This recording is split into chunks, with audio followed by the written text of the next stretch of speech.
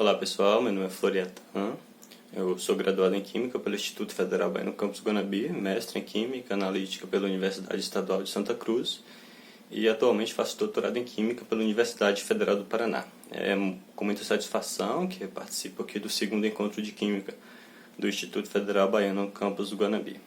Neste webinar, intitulado Análise Química de Amostras Ambientais, Métodos, Desafios e Novas Tecnologias, vou falar rapidamente sobre alguns dos principais aspectos a serem considerados na análise química de amostras de natureza ambiental. São aquelas amostras relacionadas de forma geral com o ambiente em que vivemos, pontuando também sobre alguns métodos, algumas tecnologias e desafios a serem enfrentados para a análise desse tipo de amostra e alguns aspectos importantes também a serem considerados no âmbito da química analítica ou no desenvolvimento de métodos analíticos. Então, a química analítica como ciência, ela perpassa todas as outras áreas da química, a orgânica, a inorgânica, a físico-química. Ela é uma ciência centrada no desenvolvimento de métodos analíticos, de metodologias analíticas, com o objetivo de conhecer a natureza, de desvendar os mistérios da natureza. E através da química analítica a gente obtém informações quantitativas, informações analíticas, e através dessas informações a gente consegue resolver questões, resolver problemas, investigar a natureza e o mundo em que vivemos e trabalhar na produção de novos materiais, de novas tecnologias que venham a facilitar e contribuir com o desenvolvimento da humanidade. Então, pensando em amostras ambientais, de uma forma geral, de um aspecto mais geral, mas na química analítica, os processos de obtenção de uma informação analítica em particular, ela passa por algumas etapas e essas etapas são importantes para a obtenção de dados que sejam de fato confiáveis. Então, normalmente a gente parte a partir de uma amostra e essa amostra ela está relacionada com o meu problema em questão, com o meu problema ou com o desafio analítico que está sendo, com o objetivo de ser solucionado. Essa amostra ela pode ser de variados tipos, aqui nós falaremos especificamente a partir de amostras de natureza ambiental, mas ela passa por algumas etapas. Essas etapas basicamente a coleta e a amostragem, que é nada mais do que a obtenção de uma amostra, e essa amostra será analisada para obtenção do dado analítico em particular. Essa obtenção do dado ela requer uma etapa de processamento da amostra. A amostra não se tem uma forma de simplesmente pegar a amostra e automaticamente analisá-la sem nenhum tipo de preparo, sem nenhum tipo de procedimento em particular para que aquela amostra seja passível de análise. E finalmente a obtenção dos resultados. Esses resultados, de fato, que vão nortear a tomada de uma decisão a partir de um problema ou de um desafio analítico em particular. Então, pensando em amostras ambientais, elas podem ser das mais variadas possíveis. Elas estão relacionadas com a natureza, com o ambiente, com diversos aspectos. Os desafios analíticos relacionados às amostras ambientais são os mais diversos possíveis. E elas podem ser desde amostras de ar, de ambiente, enfim, de variados locais, amostras de água, amostras de sedimento, solo, dos mais variados aspectos. E os desafios que estão relacionados às amostras ambientais, as problemáticas que normalmente são investigadas, estão relacionadas ou com a análise, com a avaliação da contaminação ambiental, ou com a investigação de um impacto em particular, o impacto de uma substância, de um analito específico em um determinado sistema, ou a avaliação de riscos ambientais associados àquele determinado ambiente, ou à exposição de seres humanos àquele determinado ambiente, quais são os possíveis riscos que podem estar relacionados. E sempre, no geral, vai estar relacionado com alguma dessas problemáticas. Mas também pode ser algum outro aspecto aplicado. Por exemplo, um agricultor que deseja fazer uma plantação e quer obter uma maior produção na sua lavoura, ele pode, por exemplo, solicitar a análise de um solo ali, com o objetivo de verificar qual é a composição química daquele solo, com o objetivo de fazer algum tipo de correção, de adubação, para que seja de fato, tenha ali as condições adequadas para o crescimento, para o desenvolvimento daquela cultura e a obtenção de melhores resultados em termos de produção. Então, Essas amostras são amostras de natureza bastante heterogênea, que, né, são formadas por diferentes componentes. Esse é um dos principais aspectos relacionados aos desafios da análise desse tipo de amostra. São amostras bastante heterogêneas, amostras complexas em sua natureza, as matrizes são complexas, formadas por diferentes componentes, diferentes composições, e essas diferentes composições dificultam, de uma certa forma, o processo analítico e o processo de obtenção dos dados analíticos, mas elas são, de fato, passíveis de quantificação e nós vamos destacar alguns dos principais métodos que são frequentemente utilizados com este objetivo.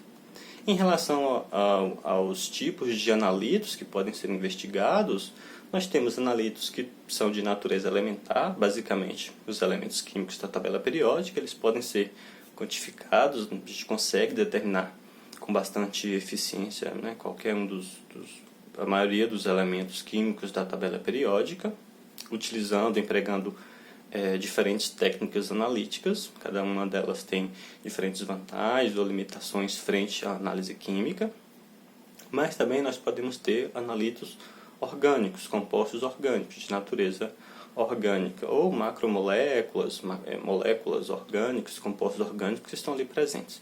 Eu destaquei aqui os contaminantes emergentes, né, que são compostos que estão relacionados com o desenvolvimento contemporâneo da sociedade, com com a urbanização, com o desenvolvimento tecnológico e com os estilos de vida atuais. São fármacos, cosméticos, pesticidas, retardantes de chame e vários outros tipos de componentes. Eles ganharam uma recente atenção da literatura porque eles estão sendo, né, descartados no ambiente de forma bastante progressiva e em quantidades consideravelmente elevadas, e não se sabe ao certo quais são os reais impactos disso. Então, com muita ênfase, eles estão sendo investigados e vários trabalhos têm relatado exatamente a aplicação de métodos analíticos para quantificar esses elementos em amostras ambientais, né, amostras de efluentes, amostras de água e assim sequencialmente. E os elementos químicos, de uma forma geral, eles já são bastante tempo também explorados em amostras de natureza ambiental, seja elas com o objetivo de caracterizar esses tipos de amostra, mas também investigar possíveis contaminações com elementos que apresentam efeitos deletérios, que apresentam uma considerável toxicidade à saúde humana e, portanto, podem oferecer riscos à saúde. Então, devido à natureza heterogênea dessas amostras, elas requerem passar por um processo de coleta de amostragem, né? Então, o método de amostragem ele está sempre relacionado com o tipo da amostra. Eles estão sempre associados com o meu problema em questão e também com o meu analeto e principalmente com a minha amostra. Estabelecer uma forma, né, padronizada ou aleatória de se coletar essa amostra em loco na natureza, porque essa amostra, a amostra que eu efetivamente vou levar ao laboratório e analisar, ela precisa representar essa população amostral como um todo. Então a amostragem ela é um passo importante, ela vai estar diretamente relacionada com a confiabilidade do meu resultado analítico e, portanto, também pode ser relacionado com a fonte de erro analítico, exatamente porque as amostras ambientais elas apresentam a natureza heterogênea, né? Então, vamos pegar o exemplo de uma amostra de solos. A amostra de solo de um local, de um determinado local, ela não é igual a de uma amostra de um outro determinado local, né? Ou de um mesmo local você pode ter solos com diferentes composições. O solo é formado por diferentes componentes, argila, matéria orgânica, areia e vários outros componentes. Esses componentes eles podem se apresentar em diferentes frações em uma amostra. Então, se por exemplo eu estou investigando um analito que ele está presente na fração orgânica de forma mais consistente, se eu pego uma amostra de solo que tem uma quantidade de matéria orgânica maior, naturalmente eu vou ter também uma maior concentração do meu analito. Ou vice-versa. Então, se eu faço uma análise de uma amostra dessa em particular, sem considerar esse tipo de variação, eu naturalmente vou ter um resultado superestimado que não necessariamente pode representar a minha amostra como um todo. Então, uma forma de se fazer isso é exatamente coletar várias amostras, né, de um mesmo local. Essas amostras elas são misturadas em uma amostra que a gente chama de amostra composta. E a partir dessa amostra composta, passando por alguns outros processos que eu vou destacar agora, a gente consegue obter uma amostra que seja de fato representativa. Então, além da coleta, algumas etapas são importantes após o processo de obtenção de uma amostra. Né? Essa amostra não está numa forma passível de quantificação, geralmente não está, né? Então, uma etapa que quase sempre é executada com a amostra é o processo de secagem. Então, quando eu coleto uma amostra, ela normalmente tem um determinado teor de umidade, e eu preciso retirar essa umidade para que eu expresse o meu resultado analítico em função da massa de amostra que eu estou analisando. Então, a secagem ela pode ser feita de várias formas. O mais comum é a secagem em estufa, né? Se coloca uma determinada temperatura, essa amostra ela fica por um período, né, em uma temperatura controlada. Em uma estufa, normalmente elas, né, tem uma circulação de ar para garantir ali sempre a temperatura apropriada e também a remoção de água. E esse processo ele é feito com a amostra, né, depois da coleta, para se remover a água ali presente. Em alguns casos, ou que o meu analito ele é um analito que pode ser facilmente volatilizado, como é o caso de muitos compostos orgânicos, né? Se o meu objetivo for analisar o composto orgânico, esse procedimento de secagem ele tem que ser extremamente cuidadoso, extremamente lento e com temperaturas, né, baixas. E nesse caso, por exemplo, ali o processo de liofilização ele seria o mais apropriado, né? Que eu congelo a minha amostra, esse processo a gente congela a amostra, e então a remoção de água se dá passando essa água do estado sólido para diretamente o estado de vapor, por um processo de redução da pressão do sistema.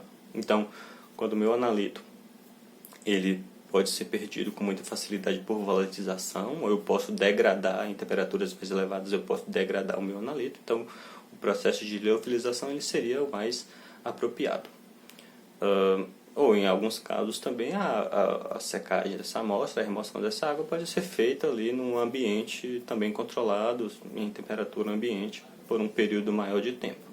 Né? Naturalmente, é preciso ter cuidados em relação a evitar, minimizar possíveis contaminações, minimizar qualquer tipo de adição de componentes que não sejam efetivamente da minha amostra para minimizar qualquer tipo de contaminação e, portanto, influenciar no meu resultado final. A moagem também é uma etapa que é feita praticamente com todos os tipos de amostras ambientais que são bastante heterogêneas quase sempre requerem uma moagem. Ela pode ser feita ou utilizando um equipamento específico, um moinho, tem variados tipos de moinho, né? Moinho de facas, que normalmente é utilizado para amostras vegetais, que ele possui lâminas que giram ali com a rotação elevada e vão reduzindo o tamanho das partículas. Também tem moinho de bolas, que se coloca ali uma bola dentro de um determinado recipiente com a amostra, essa bola fica girando lá dentro, com o tempo vai se reduzindo também o tamanho da partícula. Ou também pode ser feito de forma, dependendo da quantidade de amostras que eu tenho para analisar, isso pode ser feito com simples almofariz e pistila maceração manual, né? Naturalmente, a etapa de moagem ela também é uma etapa bastante crítica, né? Com muita frequência a contaminação da amostra pode ser resultante dessa etapa, ou também a perda de analito, já que o processo de moagem ele requer um determinado tempo e essa movimentação mecânica, né, rápida ali do instrumento utilizado, ela pode gerar um aquecimento ali da amostra e, portanto, perder o meu analito ou então degradar a minha amostra. E a etapa de peneiração também é uma etapa importante. Ela quase sempre também é executada para amostras de natureza ambiental e o objetivo da peneiração é uniformizar o tamanho de partícula da minha amostra, né? As amostras, no geral, elas apresentam partículas heterogêneas de diferentes tamanhos, diferentes composições microscópicas. E aí, a partir do processo de moagem e peneiração, eu obtenho ali um sistema com partículas mais homogêneas, tamanho de partícula mais ou menos igualitário.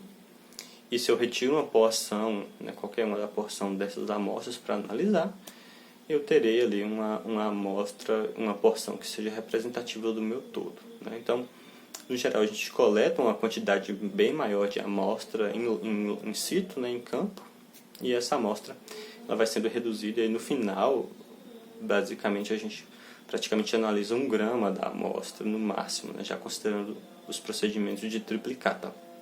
Então, essas etapas elas são cruciais para exatamente garantir que essa amostra ela seja representativa da minha amostra original. E aí, passando dessas etapas preliminares, que são etapas, né, que quase sempre são executadas para praticamente todos os tipos de amostra, temos aí alguns procedimentos de preparo, né, que antecedem a quantificação. Os procedimentos de preparo, eles são necessários exatamente para se ter o meu analito, para converter uma amostra complexa em uma solução, né?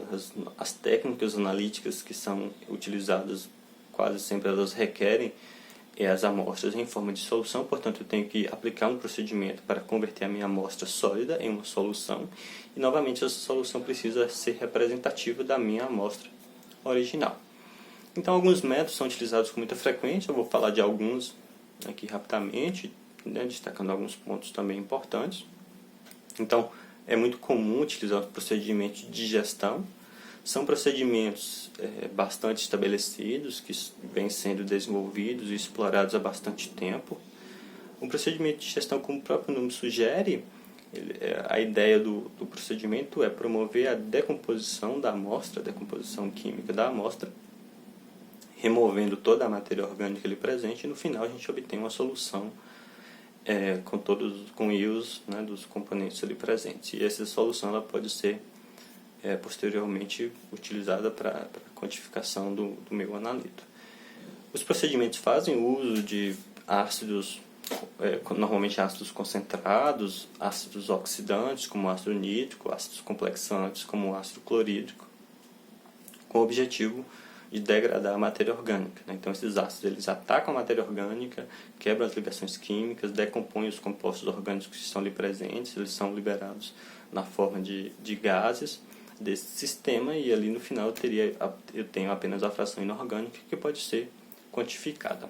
Então, alguns dos principais métodos que podem ser executados, né, utilizando a radiação micro-ondas. O objetivo da radiação micro-ondas é apenas propiciar um aquecimento adequado. Ela apresenta vantagens frente aos outros métodos de aquecimento condutivo, como por exemplo um sistema de bloco de digestor chapa, porque normalmente você tem a opção de trabalhar com sistemas fechados, pressurizados, né? Então, semelhante ao que ocorre numa panela de pressão. Se a gente coloca para cozinhar o feijão, ele cozinha mais rápido, aqui no processo é mais ou menos a mesma ideia. Então, a gente tem procedimentos mais rápidos, com menor consumo de reagentes, a gente minimiza a possibilidade de perda de analitos por volatilização ou contaminação também. E, além disso, tem a possibilidade de trabalhar com ácidos diluídos, o que aumenta algumas vantagens, né, especialmente com a redução de consumo de reagentes, também o tempo e o aumento da eficiência dos procedimentos. Então, os procedimentos de digestão eles são utilizados quando se deseja quantificar um analito inorgânico, né, exatamente porque é um procedimento bastante agressivo, ele decompõe toda a amostra e no final você tem ali a amostra com uma solução com a fração, com a composição elementar inorgânica dessa amostra original. Então, nesse caso, para compostos inorgânicos, não é um procedimento aplicável, né, porque você vai degradar todos os seus compostos e não seria possível quantificá-los posteriormente. Quando se deseja quantificar compostos inorgânicos, então tem os procedimentos de extração. Um procedimento de extração convencional ele pode ser utilizado tanto para extrair analitos inorgânicos quanto analitos orgânicos, analitos elementares ou orgânicos. Diferente do procedimento de digestão, que se decompõe toda a matéria orgânica, no procedimento de extração a gente extrai os analitos da matriz, mas não necessariamente promove a decomposição de toda a matriz, né, de toda a amostra.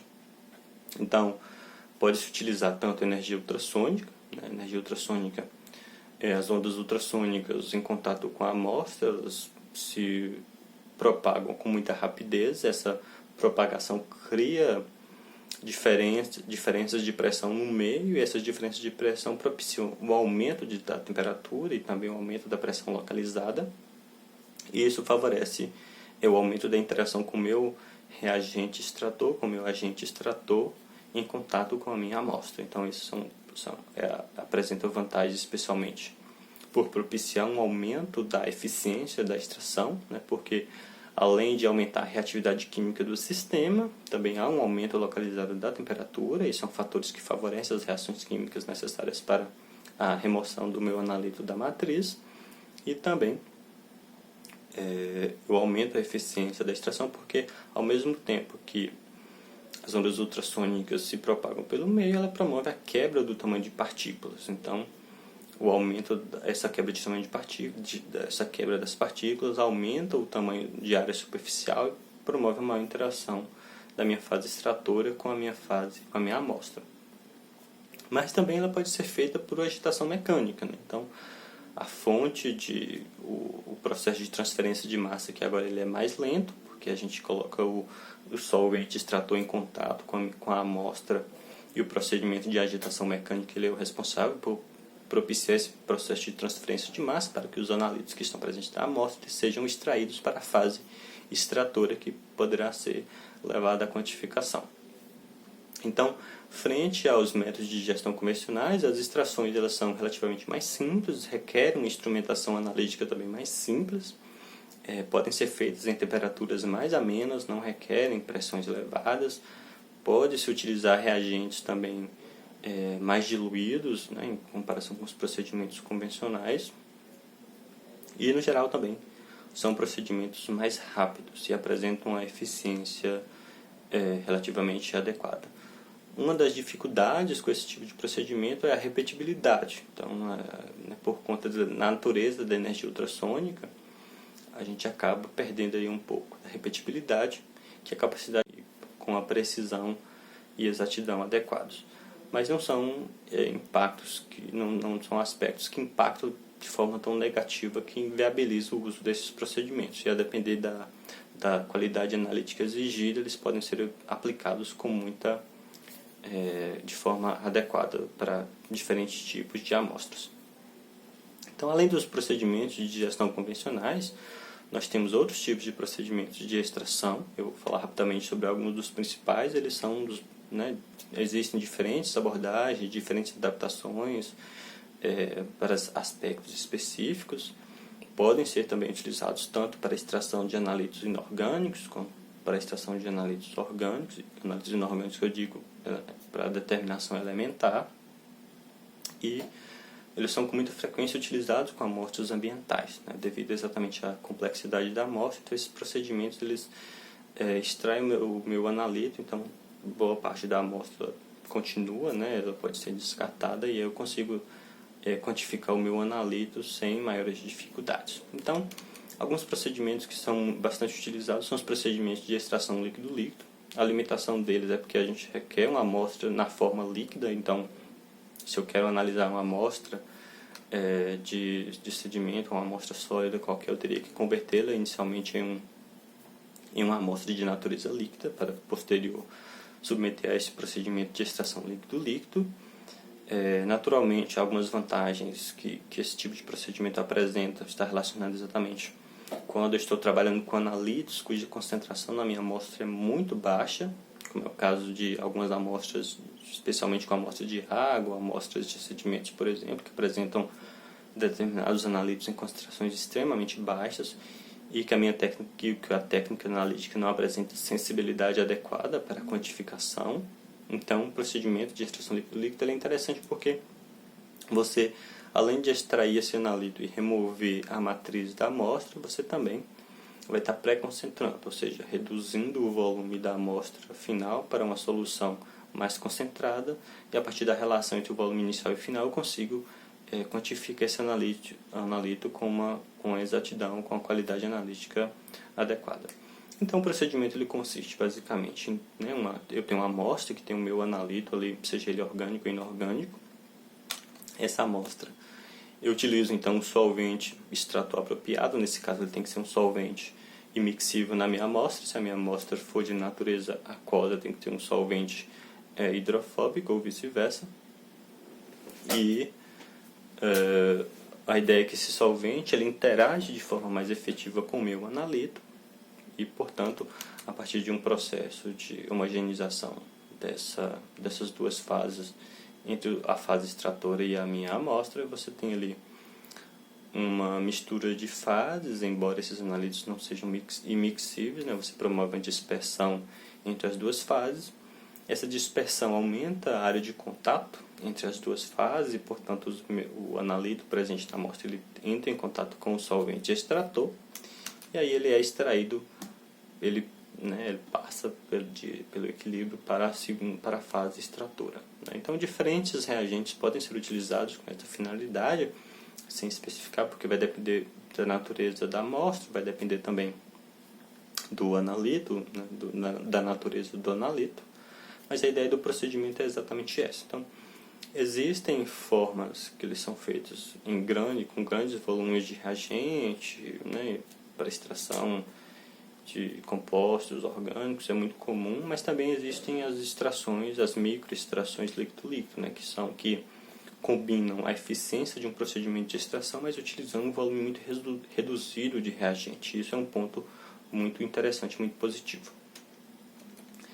Além disso, a gente tem também procedimentos de extração em fase sólida. Então, diferente da extração líquido-líquido, que a minha fase extratora também era um líquido, agora eu tenho uma fase extratora que é, na verdade, um sólido. No geral, é um material adsorvente que vai interagir com o analito presente na amostra. Esse analito ele será retido e depois ele pode ser dissolvido e quantificado. Então, o procedimento ele consiste, basicamente, eu tenho uma amostra, eu passo essa amostra pela fase extratora. Durante essa passagem, os analitos eles interagem com o material adsorvente ali na fase extratora e eles ficam retidos. Depois eu utilizo agora um novo solvente, que esse solvente ele interage de forma mais eficiente com o meu analito do que a fase extratora, e essa interação faz com que esses analitos sejam agora dissolvidos. Então, basicamente, eu tenho a fase extratora, eu passo a amostra, os analitos são retidos, agora eu passo um novo solvente para remover esses analitos, e esse solvente normalmente um volume muito menor do que na amostra original. Então eu pré-concentro. Então todos os analitos que estavam em um volume bem maior de amostra, eles ficam concentrados em um volume bem menor, passíveis de quantificação novamente. Esse tipo de procedimento ele é muito utilizado com analitos orgânicos, sejam eles dos mais variados tipos, mas também existem muitos adsorventes para analitos inorgânicos, de natureza elementar. Da mesma forma, existem outros procedimentos, são variações na verdade, mas a ideia é a mesma, de extração, agora utilizando uma fase extratora, em vez de agora manter a fase extratora fixa em um determinado local, a gente coloca essa fase extratora diretamente em contato com a amostra. Então, esse contato ocorre o mesmo processo de interação com a fase extratora, e os analitos são retidos na fase extratora e posteriormente eles podem ser adsorvidos em um solvente apropriado, em um volume também bem menor, e posteriormente podem ser quantificados. Então, são procedimentos também novamente muito utilizados com analitos orgânicos, mas também podem ser utilizados com analitos inorgânicos. Tem sido proposto diferentes fases extratoras, diferentes materiais adsorventes, utilizando materiais vegetais, materiais lignos à base de celulose, lignina, materiais vegetais que possuem grupos funcionais que interagem com uma grande variedade de diferentes analitos e que apresentam vantagens de reduzir o volume de reagente, reduzir também o volume de amostra, aumentar uma boa eficiência, uma boa repetibilidade dos procedimentos e, além disso, utilizando material de origem natural, ou que renovável pelo menos, para esse processo de extração, que apresenta vantagens bastante interessantes do ponto de vista ecológico. Também nós temos inovações do ponto de vista de desenvolvimento de materiais, então o desenvolvimento de fases extratoras a partir da nanotecnologia, utilizando materiais nanométricos, que é o caso, tem sido bastante atrativo para a química analítica de uma forma geral. Então existem também procedimentos, eu simplifiquei aqui uma visão geral dos procedimentos, mas nós temos também procedimentos de extração utilizando nanopartículas magnéticas. Existem procedimentos também que utilizam nanopartículas. Essas nanopartículas são micropartículas, partículas de escala nanométrica que são produzidas com propriedades específicas ou propriedades mais seletivas, que apresentem uma determinada seletividade para um determinado grupo de analitos ou sejam específicas para um analito em particular. E elas são de natureza nanométrica, né? Então, em vez de se utilizar um material adsorvente ou um material ou um reagente, né, que interage com o meu analito, agora eu uso nanopartículas. Essas nanopartículas em contato com a minha amostra, elas interagem com o analito. Essa interação faz com que esses analitos sejam retidos nas nanopartículas, né? Esse é um exemplo em particular. Nesse caso são nanopartículas magnéticas. Então elas podem ser separadas da minha amostra agora, né? A fase, nesse caso é uma fase aquosa, elas podem ser separadas utilizando ímãs. E depois o processo de dessorção pode ser feito, adiciona agora um novo reagente, um volume bem menor, para promover a dessorção dos analitos retidos na fase das nanopartículas magnéticas, e aí esse pequeno volume, com o meu analito ali pré-concentrado, né, eu posso levar para quantificação. Então tem sido proposto muitos métodos alternativos, utilizando tanto materiais alternativos, reagentes alternativos menos tóxicos, reagentes diluídos, e também a síntese de materiais nanocompósitos e outros materiais nanométricos tem sido proposta exatamente com esse objetivo, né, de simplificar os procedimentos e aumentar a eficiência e a exatidão dos procedimentos analíticos. Além disso, tem tendências muito claras também com a aplicação de métodos de análise direta, né, na química. Tanto análise direta, que basicamente consiste em analisar a amostra da forma que ela foi obtida da natureza. Em alguns casos se passa apenas pelas etapas iniciais, né, de homogeneização ou de peneiração para se ter uma amostra ali homogênea. Ou também, em alguns casos, de análise in situ, que é análise no próprio local. Então, em vez de se trazer a amostra da natureza para o laboratório, a gente leva o laboratório para a natureza.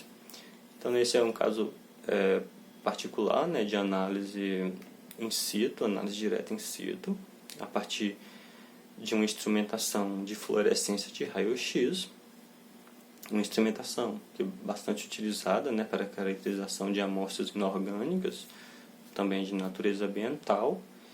E aí você tem o avanço tecnológico que permite a miniaturização dessas instrumentações, que normalmente ocupam um grande espaço e também requerem grandes quantidades de energia para operar. Você tem ali uma instrumentação que pode ser transportada com muita facilidade e levada em campo e que apresente, né, que seja capaz de quantificar os analitos, nesse caso analitos inorgânicos, em diferentes tipos de amostra, né. Infelizmente, ainda são instrumentações bastante caras, né, e não é muito comum. Elas apresentam alguns problemas para a quantificação, especialmente em função das amostras serem bastante heterogêneas, né? Então a homogeneidade da amostra é um problema em particular para a quantificação, mas para empresas, né, e variados outros tipos de empresas, elas o utilizam com muita frequência, exatamente por conta da simplicidade. Não é tão comum, né, na pesquisa laboratorial. Então, essas técnicas todas, elas buscam sempre conciliar a obtenção de resultados analíticos que sejam apropriados, que sejam adequados, mas também promover a atenção a alguns requisitos importantes que a gente chama de química analítica verde, que tem alguns pressupostos interessantes do ponto de vista ambiental, visando exatamente conciliar a obtenção de resultados analíticos em atenção a estes princípios, né, que em busca, é claro, de métodos analíticos que sejam mais eficientes, mais ecologicamente amigáveis, que promovam a obtenção de dados analíticos em todas essas etapas que eu apresentei, mas de forma mais eficiente, com a redução do consumo de reagentes, com a redução do consumo de energia e tempo, e, portanto, com a redução da necessidade, né, de capital financeiro para a execução desses experimentos. Além disso, utilizar solventes alternativos e materiais de nanotecnologia que são especificamente projetados para aplicações em particular, a menor geração de resíduos, a automação, a miniaturização dos sistemas, tudo isso contribui para o desenvolvimento de uma química analítica mais verde, mais sustentável, né? E tem sido explorado em várias frentes de pesquisa pelo mundo afora. Então é isso, pessoal. Eu agradeço a atenção Estarei disponível para perguntas. Muito obrigado e agradeço à comissão organizadora pelo convite para este webinar. Muito obrigado a todos pela atenção.